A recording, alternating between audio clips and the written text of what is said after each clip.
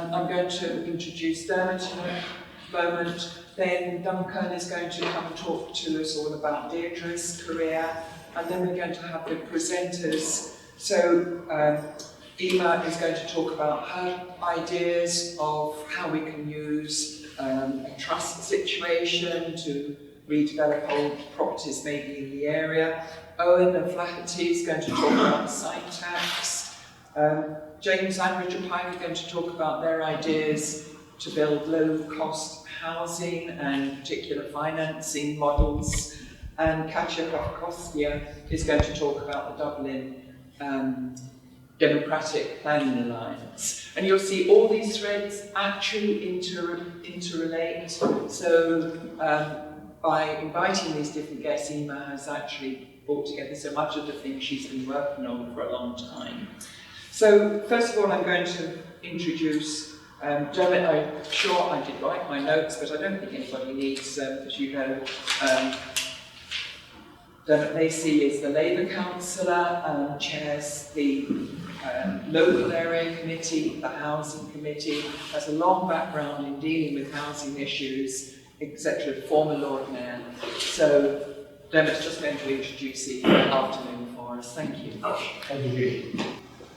Thanks very much, and it's good to see everybody here. I'm actually going to sit down because I think sitting down makes it more of a conversation than standing up and lecturing to you, so it's not of any sense of rudeness. But I am really glad to be here. I know Deirdre. I met Deirdre first of all time at the Dublin Crisis Conference. I just contested my first election for Dublin City Council. I had lost. It was a lousy election for the Labour Party. We've had a few them since, but we've also had a few good ones since, and I hope we might have the odd good one in the future. I was also very lucky to work with Aidan Kelly, her husband, when I worked for an architectural firm, Cllr in Dublin. We worked together. I wasn't an architect. I wasn't responsible for any of Cllr Dubl's any wonderful buildings in Dublin, and even some of her more awful buildings in Dublin. But I did work for him when I worked with Deirdre. I was very influenced at that time by Deirdre, and probably most influenced by the publication in and around the same time by Frank MacDonald's The Destruction of Dublin. I'm delighted to still have a copy because it was subsequently banned. And I do take it out every so often. I'm glad to say that in the course of my time on the council and in the course of Frank's 5 or 6 books, I was a goodie in 2 of the books and I was a baddie in 2 of them. So I think I'm reasonably balanced in terms of my attitude to Dublin. One of the few disagreements that I did have with Frank over the years was I was a passionate supporter, am a passionate supporter, and I'm sorry that it's not going to happen, of the Whitewater Acting Facility. Not so much because I favour it as an entity, but what I want to see is that good ideas are not thrown out the window as soon as they're announced. And I think one of the big problems with the Whitewater Acting Facility, apart from its integral merits or demerits, was that people took an instant view of it, and it was never given a chance to actually go out there for full public debate. And I think that's really bad for the city. I think it will discourage people from throwing out ideas in the future because of the violence in which it was attacked. So, all of that I was really glad to see when I had this conversation with Emer. It was an idea I had some years ago that we might do something to honour Deirdre Kelly in this sort of planning type of forest. And I was genuinely delighted, Emer, when you took it up. It's very timely, Colloquium. Last Monday was the closing days for the city submissions on the city development plan. I gathered there are about 1,200 submissions, which is really good. It won't be really good for those of us who have to go through and read all of them to try and advise motions, but it does indicate a level of interest in the city, which I think is a very good thing. If you want to have good planning in the city, the development plan has always been the basis from which we determined the city in the past. We agreed set of rules, debated over 2 years, lasted for 5 years. Developers knew what the rules were, communities knew what the rules were, and there was a certain, honourable thing there. But the reality is that those plans have been massively undermined in recent years. The interference by ministers, the specific planning policy requirements, the guidelines issued, guidelines whether they're mandatory or not, were taken on board by the officials. Because one of the truisms is the officials don't really work for me or the other 62 councillors. Their main eye is on the department and what the books will say. But if the department wants to have clarity, they need to stop interfering. That really is the basic rule. Because city needs good planning, city needs certainty, and the community needs city. And you know, it's as easy to deliver good planning as it is to deliver bad planning. Good planning might take a little bit longer, but it's as easy to do at the end of the road. And we've had lots and lots of good examples of good planning across the city. Housing is clearly one of the biggest focuses of the city development plan at this time, and in particular housing for students, for single people, for workers coming to Dublin for short term. And if you want to deliver that, the easiest, the quickest, the most sanest way to do that is through the living over the shop concept. And yet successive governments, successive departments have failed to introduce legislation so that we can do that. And we as councillors can look for it, we can call for it, but the reality is that the only people who can really deliver it under our weak system of local government is through national legislation and through the Department of Housing Planning and Local Government.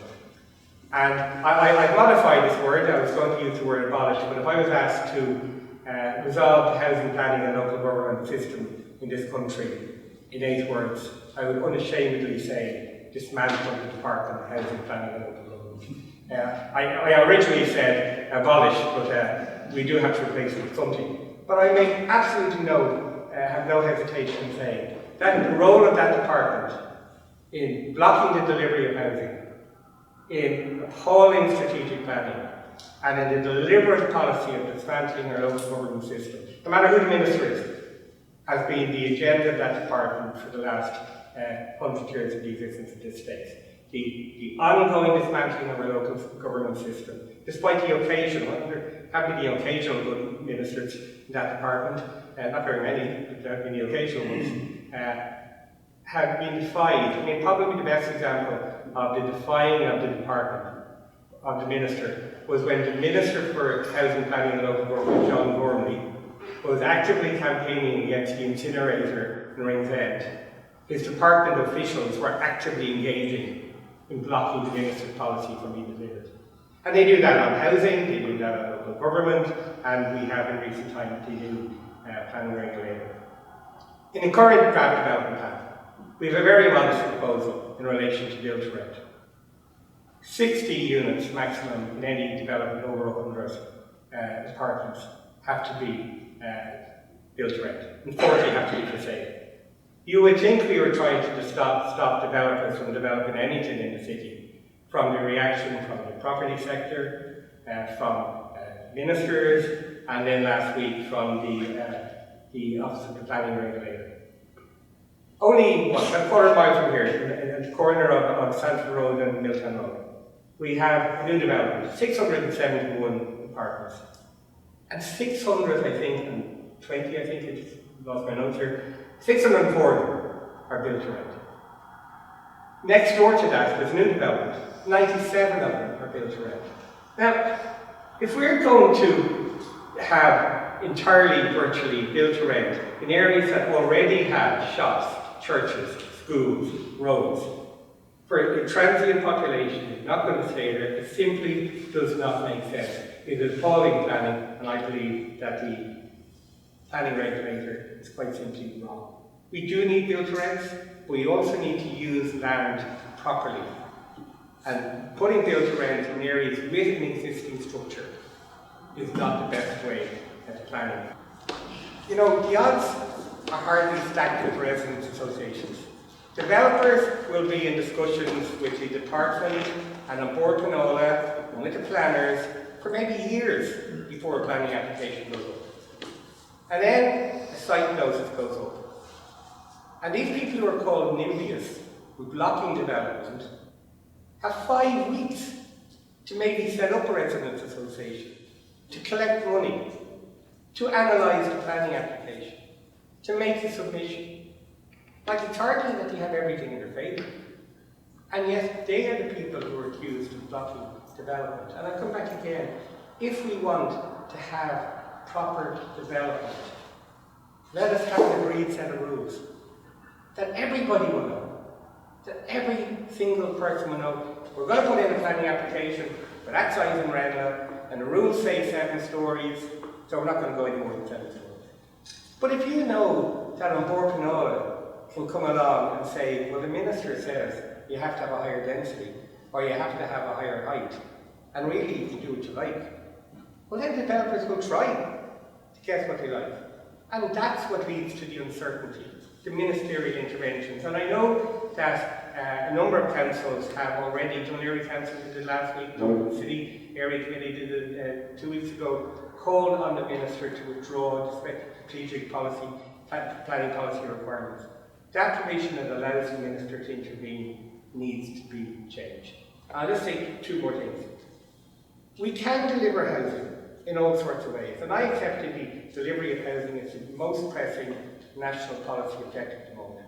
I live in a small estate called Beach Hill in Dublin. About 300 houses there, and in the last about 10 years, we've built 6 new Dublin City Council houses, 9 new houses through an affordable cooperative scheme that we established, and 19 new homes through improved housing body. There's also been about 20 new homes built inside gardens and so forth. Now, if we can deliver 60 new homes in a small estate in the middle of Donnybrook, Dublin 4, they can be delivered absolutely anywhere. The 19 new homes, to give you one example, took 8.5 years to get built. 7 of them in which they sat on an in-tray in the Department of Housing. There was no planning objections whatsoever. Once it went in, it got permission of it, and then it was built. It is that interference by the department that needs to go. So, the last point. The very last point. I would still dismantle. I'm a very Polish person. I would still dismantle the Department of Housing, Planning and Local Government. And somebody asked me, well, what are you replacing it? Very simply, I would replace it with a department that was for housing, planning and local government. At the moment, we have a department that is an obstacle. Deirdre Kelly led the way in challenging the negative role of that department on Irish life. I'm really, really glad that you're here today will continue that voice. Thank you.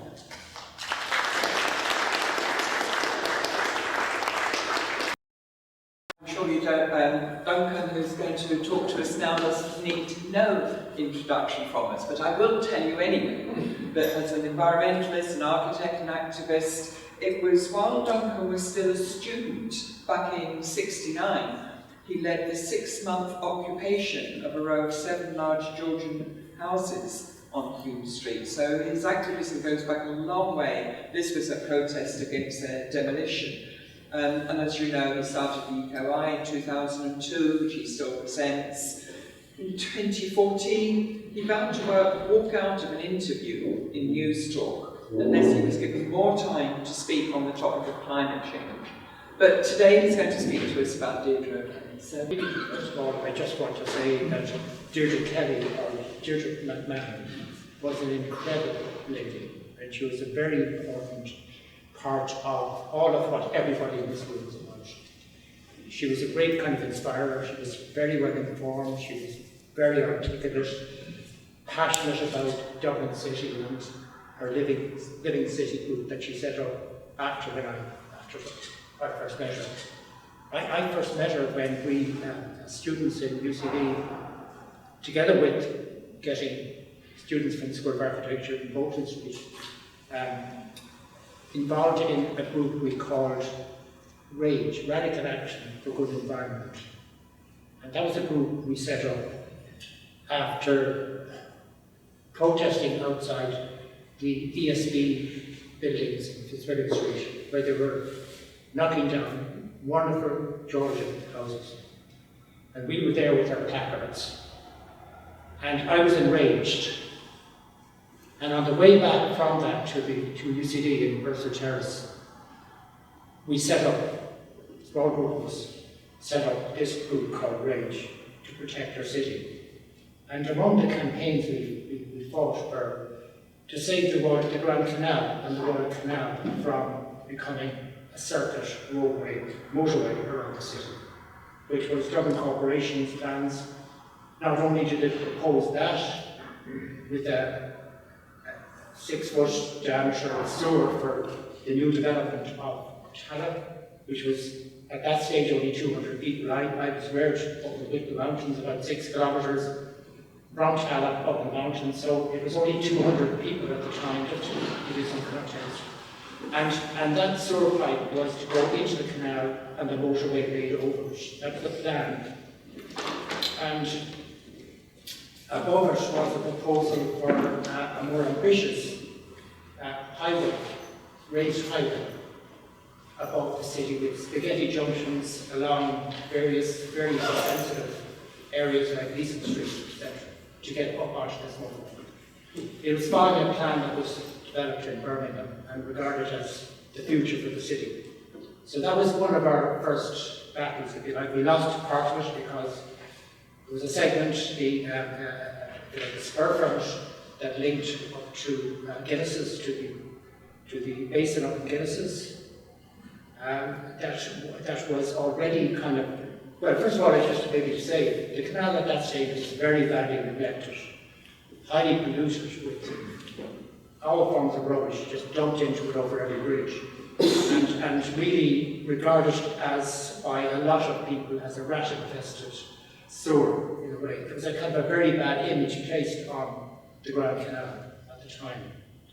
But anyway, we were trying to make sure that this spur was saved, but unfortunately, the residents in the local area of Dolphin's Barn, etc., sided with Dublin City or Dublin Corporation at the time to have it closed because they saw it as dangerous for their children and rat infested. So we lost that part of it, so it was a bit of a big hit for us when that happened.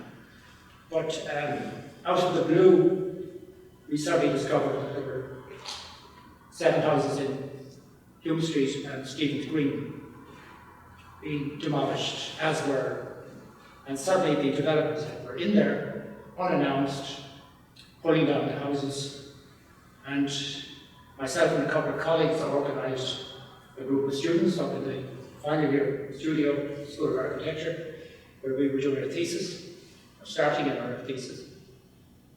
And we sent a message down to both the 3 architectural students that they join us in the building. So we went straight down, and 4 of us knocked down number 46, and we discovered there was nobody in it, but there was a Union Jack flag in there, funny enough.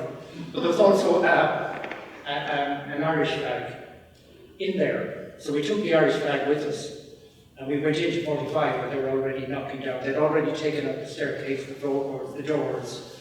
They were stripping off the roof at the time of number 45, which is on the corner of Hume Street and Stephen's Green. 2 doors from Arthur Cox's lawyer's office, if you like, just to put in context. And then up along Hume Street, there were these wonderful fine buildings with Stapleton ceilings that had been left purposely go into decay, and purposely, you know, so that they would get this demolition order on the grounds of it being unsafe for the city. And that was the ploy that was being used by developers. So we went in, and the works that were there, and we said, by the way, we're here to kind of, we're architects from the practice, and we're here to do some survey work. Would you mind, by the way, taking a coffee break until we carry out this work? So as soon as they went out the door, we locked the door, we barricaded. Okay, but just to put it in context, a day later, Deirdre Kelly arrived, Deirdre McMahon at the time. Later became married to Aidan Kelly, architect, who was with Oisin McClone, colleague of Oisin McClone at the time. And anyway, Deirdre was possibly maybe 10 or 11, 12 years older than us students. And she knew a lot more than we do. We discovered very quickly. She was much more in contact with the real issues of the bigger city issues. And to a great extent, she kind of acted as our mother hen, if you like, because we were quite immature and rebellious at the time. So she calmed us down and basically got us to kind of act kind of responsibly in the building so that we didn't kind of disgrace the whole movement by wild parties or other things. So we copped on very quickly to her advice, and she had lots of contacts with people like Professor Kevin Nolan, who became one of our mentors, probably our main mentor from UCD, who unfortunately died since. He was running the Dublin Civic Group. I'm aboard of the Dublin Civic Trust, which Kevin would have followed on from the Dublin Civic Group onto that. So I'm on board of that with Deirdre Walsh and all of her really good team. But anyway, just to put in context, Deirdre was, if you like, the catalyst that allowed us to kind of gain credibility and know how to get around the loopholes. I mean, the first thing we did when we got in, and we had enough students in the building, because within a couple of hours we had probably a couple of hundred students that were down with us. Now, they didn't stay with us, they kind of came down and disappeared again pretty quickly, most of them. But we had a core group of maybe 20 or 30 students, and we'd take it in rotation to occupy. I, on the other hand, because I was living up in the mountains, it was my permanent home. I regarded it as my own home. And because the central city's wonderful Georgian house, didn't have any floorboards, you know, roof was half stripped off, doors missing, obviously no heating, etc., etc. But still, we were able to kind of put doors across floorboards and with sleeping bags, make the best of it. And that was that for 6 months, until after 6 months of our protesting, out of the blue, developers, case security, green the green development, where the green development, nothing to do with ecological green, but green development, green development, whatever the developer's name was, something like that. Green properties. So they had instructed case security to get dockers. There was a strike of dockers in Dublin docks at the time. So they got 60 dockers, paid them substantial sum of money, cash, on that morning, Sunday morning at 4 in the morning, to come in and ransack buildings, with the view that they would get a second handful of money as soon as the buildings were down that day. So they came in and with bulldozers and started pulling down the front wall. There was only 4 of us in the building. Deirdre's sister, Deirdre Kelly, Rosemary Montalion, and George Hodnett, who was the jazz critic for the Irish Times. Wonderful man. And he had every edition of the Irish Times, funny enough, because he's writing the Irish Times, stacked up in the building. In fact, it was causing the ceilings of the first floor to bow with the amount of weight of actual papers. Anyway, I've gone off on a tangent here. My apology, but it's kind of, it brings back lots of memories to me of some really dedicated people at the time, you know, and I could mention, you know, Gareth Sturd at the time. He was a professor at UCD. He was incredibly important to us. Justin Keating, you know, I could go on. There were some great supporters that were well informed, and even Desmond Guinness and Mariga Guinness came behind us. And you know, it was wonderful that we could reach out to some people that were so much better informed than we were on this issue and get their support. We were up against a huge backlash, because at that time, Dublin City's attitude towards, and our citizens' attitudes towards Georgian Dublin was not good.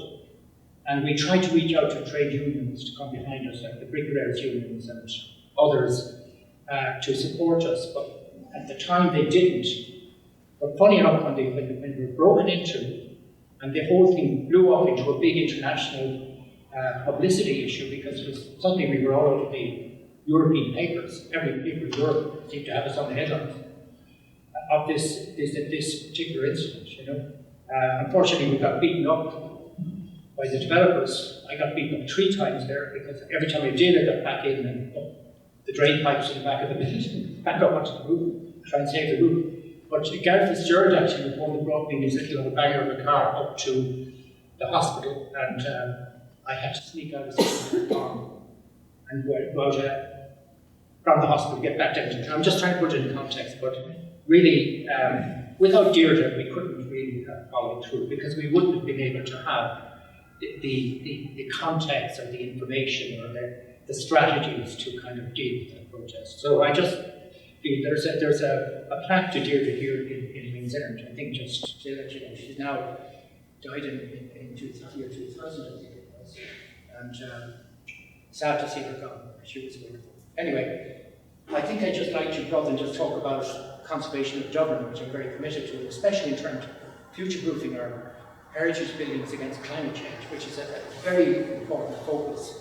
You know, we do need to find solutions for our historic buildings in Ireland that will make them resilient against the impacts of climate change, especially with energy prices rising and fossil fuels, and having to wean off fossil fuels. We need to find renewable energy solutions and district heating for our cities and towns. But I just want to say that it's not just historic buildings I want to talk about, it's also the issue of housing. And I was really taken by your talk on this issue, and we really need to heed your advice. You know, and you know, we've Emer Shukr here and others that are very committed to this area. My focus on it would be very much on the fact that everywhere I see in our city and in our towns in Ireland and across all of our cities is dereliction. And I'm seeing vacancy of properties everywhere. And vacancy always leads to basically dereliction of buildings and into dilapidation and into ruinous conditions of buildings and into demolition orders, because when buildings become dangerous, that's what typically happens. And we're seeing our heritage that we have, if you like, what we have, the legacy that we've inherited, slowly being eroded across the country in our towns and our cities. And we already have seen destruction that took place in rural Ireland with our vernacular buildings and historic kind of thatched buildings disappear over a generation, suddenly gone forever. Same is happening in our cities, and the whole integrity of the character, physical character of our cities and the identity of our cities built around history and heritage is being undermined everywhere by developers. The same as what's going on at that time. And the corruption that was going on between developers and politicians at the time was grossly shameful. And it's still going on behind the scenes in a more clever way, deceitful way. But it is going on. Where money can form property, where a planning permission can increase your asset tenfold. And that's what happens. And developers are very sharp to see these quick wins, opportunities, and know where to kind of infiltrate knowledge and information and influence with developers. So we have a major problem in this in our society, because unless we as people elect the right politicians with integrity and knowledge and foresight, we're not going to solve this problem. So it has to be a mainstream issue, and it has got to engage all of our citizens in all of our towns and cities, because we need these cities, this architecture. We need this city with its very clear identity with the past, with its trades, wonderful craft skills, and Irish people built these buildings, and we need them badly, and we need to pass them on. We owe it to our next generation and into the future to pass on the wonderful legacy that we have got. So they're my main messages, and I want to just say that we need to take on this issue of dereliction, and especially vacancy, and the lack of legal processes there to protect on that basis. And of course, I totally agree with what is going to be said now by Emer and others. So thank you, and my apologies for speaking.